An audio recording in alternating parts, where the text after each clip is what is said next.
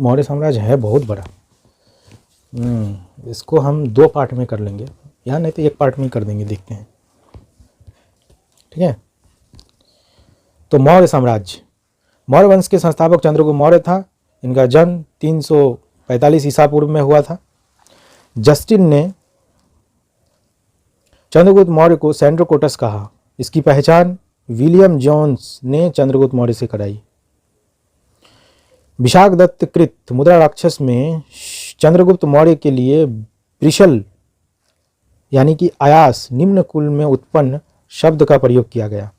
धनानंद को हराने में चाणक्य, बोले थे ना, धनानंद को हराने में चाणक्य, कौटिल्य या विष्णुगुप्त ने चंद्रगुप्त मौर्य की मदद की थी, जो बाद में चंद्रगुप्त मौर्य का प्रधानमंत्री बन गया। इसके द्वारा लिखित पुस्तक अर्थशास्त्र है, जिसका संबंध राजनीति से है। चंद्रगुप्त मगध की गद्दी पर 322 ईसा पूर्व में बैठा और ये जैन धर्म का अनुयायी था। अपना अंतिम समय कर्नाटक के श्रवणबेलगोला नामक स्थान पर चंद्रगुप्त ने बिताया। चंद्रगुप्त ने 305 ईसा पूर्व में सेल्यूकस निकेटर को हराया।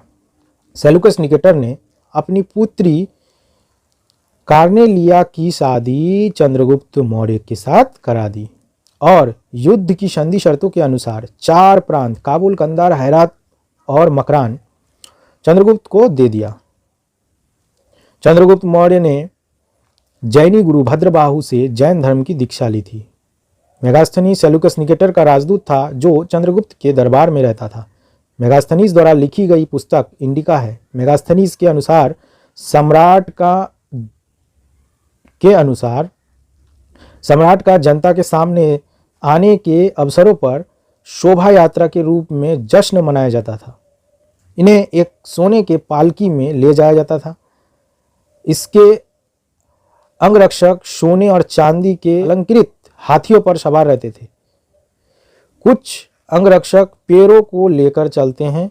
इन पैरों पर प्रशिक्षित तोते का झुंड रहता था, जो सम्राट के सिर के चारों तरफ चक्कर लगाता रहता था। राजा सामान्यतः हथियारबंद महिलाओं से घिरे रहते थे। इनके खाना खाने के पहले खास नौकर उस खाने को चखते थे। वे लगातार 2 रात एक ही कमरे में नहीं सोते थे। पाटलिपुत्र के बारे में, पाटलिपुत्र एक विशाल प्राचीर से घिरा है, जिसमें 570 बुर्ज और 64 द्वार है। 2 और 3 मंजिल वाले घर लकड़ी और कच्ची ईंटों से बने हैं। राजा का महल भी काठ का बना है, जिसे पत्थर की नक्काशी से अंकित किया गया है। यह चारों तरफ से उद्यानों और चिड़ियों के लिए बने बसेरे से घिरा है। चंद्रगुप्त मौर्य और सेल्यूकस के बीच हुए युद्ध का वर्णन एप्पियानस ने किया। प्लूटार्क के अनुसार चंद्रगुप्त ने सेल्यूकस को 500 हाथी उपहार में दिए थे। चंद्रगुप्त की मृत्यु 298 ईसा पूर्व में श्रवणबेलगोला में उपवास द्वारा हुआ। ठीक है, अब आया बिंदुसार। चंद्रगुप्त मौर्य का उत्तराधिकारी बिंदुसार हुआ, जो 298 ईसा पूर्व में मगध की गद्दी पर बैठा। इसे अमित्रघात के नाम से भी जाना जाता है। अमित्रघात का अर्थ होता है शत्रु विनाशक। बिंदुसार आजीवक संप्रदाय के अनुयायी थे। आजीवक संप्रदाय की स्थापना मोकलीपुत्र गोशाल ने किया था। वह आजीवनी शिव का भक्त। वायु पुराण में बिंदुसार को भद्रसार या वारीसार कहा गया। स्ट्रैबो के अनुसार सीरियन नरेश एंटियोकस ने बिंदुसार के दरबार में डायमेकस नामक राजदूत भेजा। इसे ही मेगास्थनीज का उत्तराधिकारी माना गया। जैन ग्रंथों में बिंदुसार का एक नाम सिंगसेन भी है। बिंदुसार के शासनकाल में तक्षशिला, जो कि सिंधु एवं झेलम नदी के बीच में है, वहां से होते हुए 2 विद्रोहों का वर्णन है। वहां पर इस विद्रोह को दबाने के लिए बिंदुसार ने अपने पहले पुत्र सुसीम को भेजा। उसके बाद जब सुसीम नहीं दबा पाया, तब अशोक को भेजा। और अशोक ने, एथियानस के अनुसार बिंदुसार ने सीरिया के शासक एंटियोकस प्रथम से मदिरा, सूखे अंजीर एवं एक दार्शनिक भेजने की प्रार्थना की थी। बौद्ध विद्वान तारानाथ ने बिंदुसार को 16 राज्यों का विजेता बताया। बिंदुसार की सभा में 500 सदस्य वाली एक मंत्री परिषद थी, जिसका प्रधान नाम है खल्लाटक कहलाता है।